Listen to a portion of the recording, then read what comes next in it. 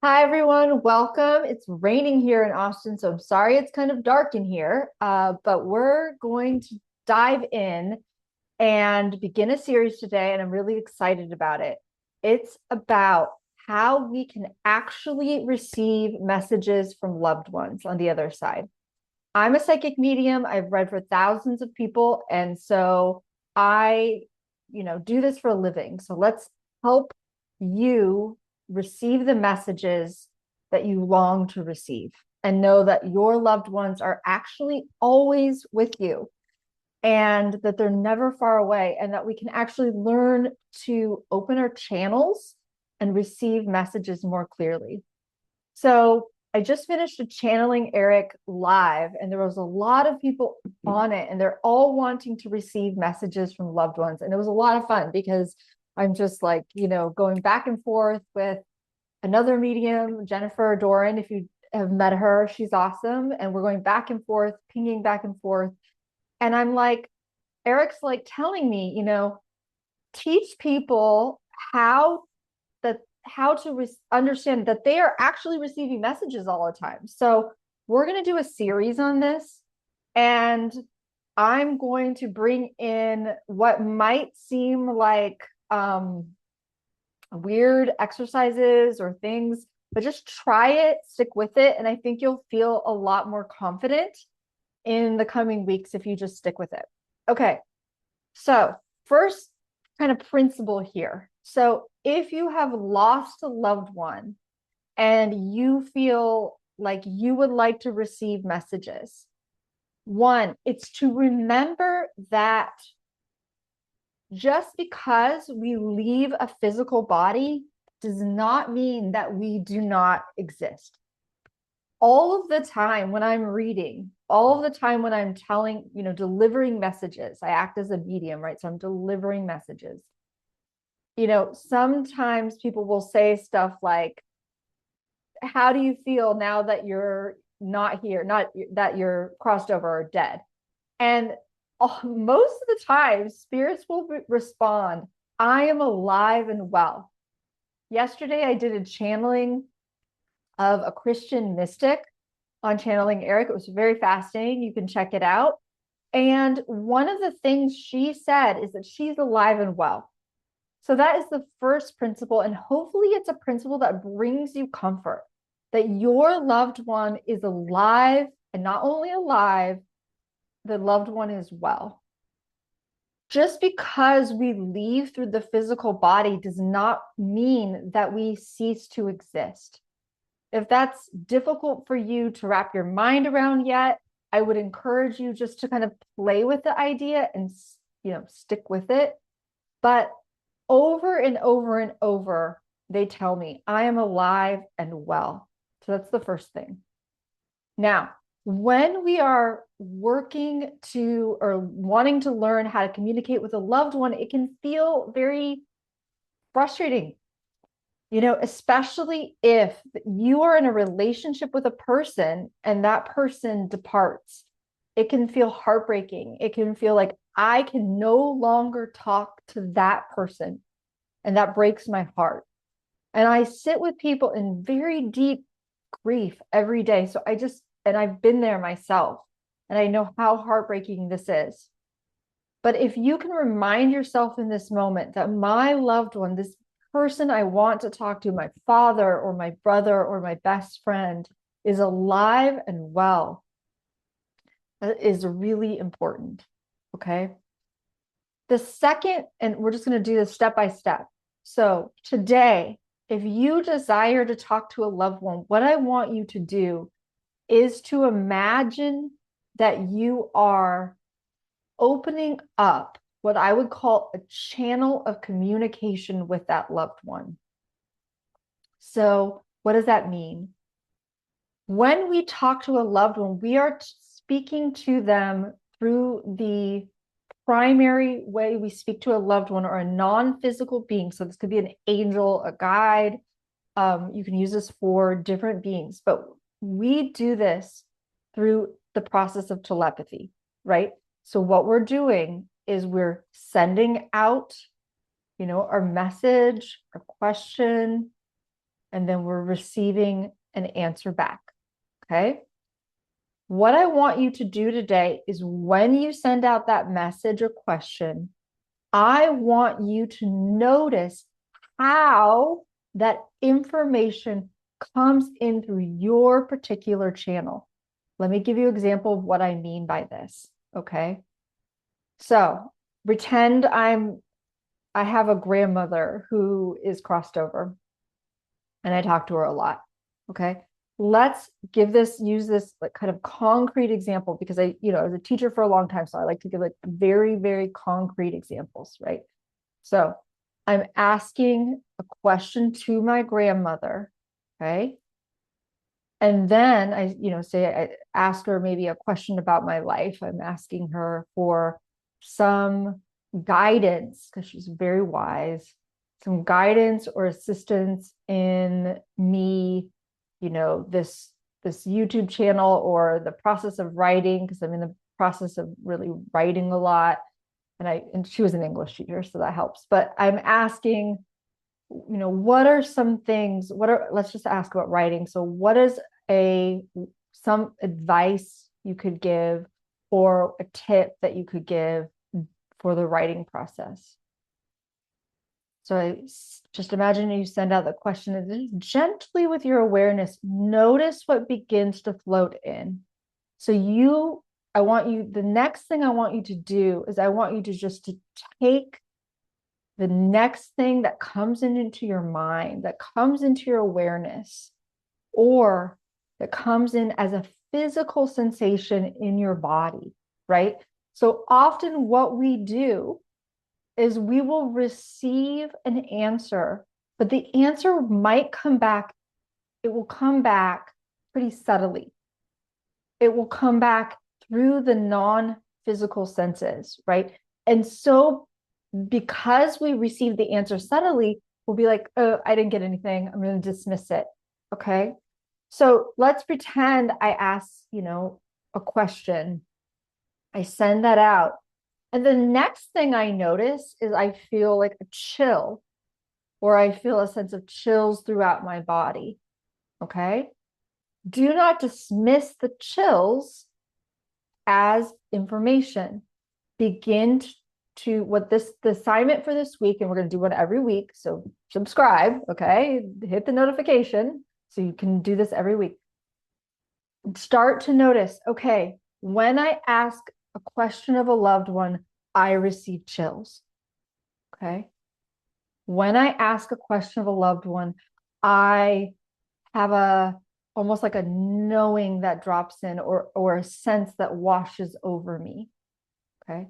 Or when I ask a question to a loved one, I get an immediate picture in my head of a past event.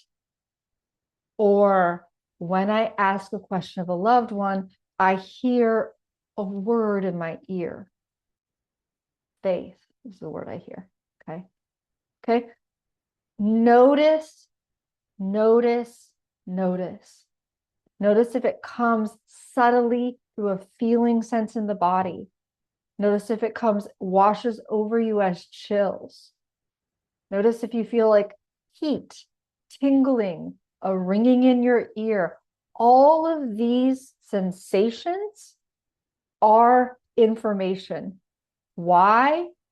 Because we're vibratory beings, right? So we're interacting, our field, okay, is interacting, is sending out electromagnetic information, right? Our thought forms are also electromagnetic information, and we will receive information back electromagnetically, telepathically. So you might receive the information in terms of a sensation in your physical body. Begin to track those sensations. Act like a psychic investigator. Okay. And I tell my students, I teach a lot. So I tell my students this all the time. In order to do this, everybody can do it. Every single person I've ever met who wants to learn to communicate with loved ones can do it, right? It's starting to believe that you have the ability to do it. It's natural. My loved one is alive and well. Okay. Alive and well. And I can start to notice how I filter information through the channel. Okay. So remember that it's subtle, that it will always at the beginning, especially when you're beginning this process, you do not have to be a medium to be able to do this. This is for everyone, right? It is a natural ability that we all have to remember that just because we are in a physical body, it does not mean that we have to stop communication with someone outside of a physical body, right? And more, as the energy on Earth shifts, and this is the good news, what looks like massive chaos on Earth, my guides assure me over and over that it's really this uncomfortable birth process that we're in. We're birthing this new Earth that we want to live on. And some of the ways we will do this is we are giving up outdated ways of operating. And one of the outdated ways of operating was this belief that we're in a physical body, and then when somebody dies, they're in the ground and that's it. That's going away, right? I'm not asking you to accept this right off the bat, but I'm asking you to try it, to practice. Okay. So if there's someone that it's a desire of your heart to talk to, you're going to imagine that you're opening up my channels of communication. Okay. And then I pay attention on a daily basis, little by little, this isn't all at once, how this information shows up for me. Okay. Is it right? And there can be so many sensations. There can be so many ways that our loved ones show themselves, right? So I'll tell you a funny story. So one time I was doing a reading for someone and they said, it was a woman.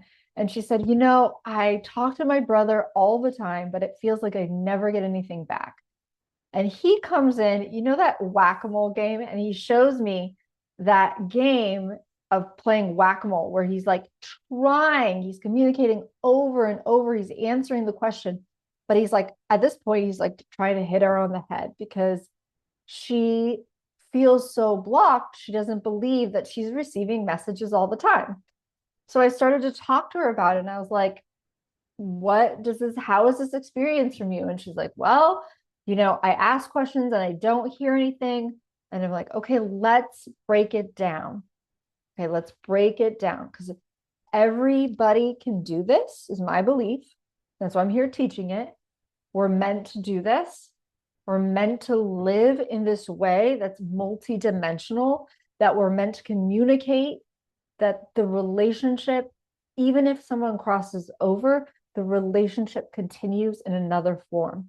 And the love does not end, right? The love does not end.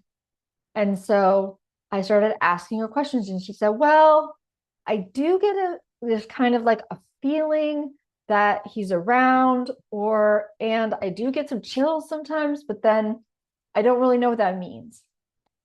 Most people kind of stop at that, and then they dismiss the communication. Okay. What begins to happen, this is really important, what begins to happen over a period of time when you learn, oh, wait, I think I'm getting something. I got this chill wash over me. Or, oh, I started laughing when I thought of my grandpa and he's a really funny person, right? Or, I saw this kind of like picture in my mind's eye of an image that reminds me of someone. All of that is communication. Do not dismiss it. And what begins to happen is when you start to trust and open your communication and just like believe that it's actually happening, you can begin to work and strengthen other psychic senses. Okay. And we'll talk about that in the coming weeks. But today it's just let me pay attention to the way in which I receive information. Okay. So, what I'd like you to do, this is going to be an interactive video, and I really would love to hear from you. I'd like you to try this week, see how it goes. You're going to try it with a sense of curiosity and playfulness. And just imagine I'm sitting there and I'm like, just try. What's the worst that could happen? Like the worst that could happen is you feel like you can't do it. And then guess what? Try again. Okay. We're not going to give up. What's the worst that could happen? Okay.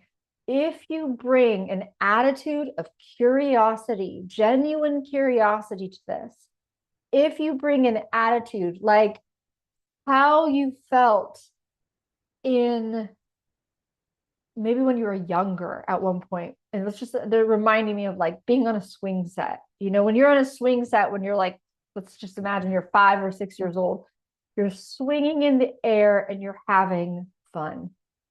And you're not going to be worried of, can I do this? Does it look right? What are people thinking of me? You're not thinking anything like that, right? You are just thinking, I'm having fun.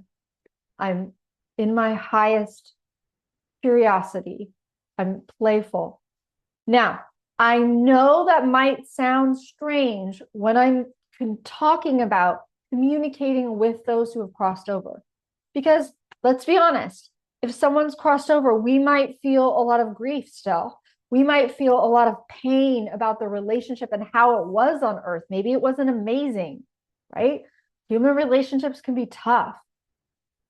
I'm here to tell you that if you're grieving, it's a sign of that love is still present. Okay, that's okay. And sometimes grief makes it hard to feel like we are ourselves, or that it's easy to communicate. But I'm here to remind you that you still can learn to communicate.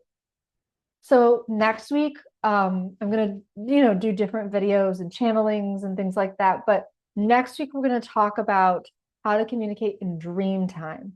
Okay, so that might be your way. But right now, this week, notice how you communicate in your day-to-day. Okay, put in the comments below one way you receive communication. If you're still with me, place it in the comments below, and we're going to do this together, and I'm going to help you. And it's not as overwhelming as you think. Okay, so until next week, I hope you got something from this, and I'm excited to teach you more.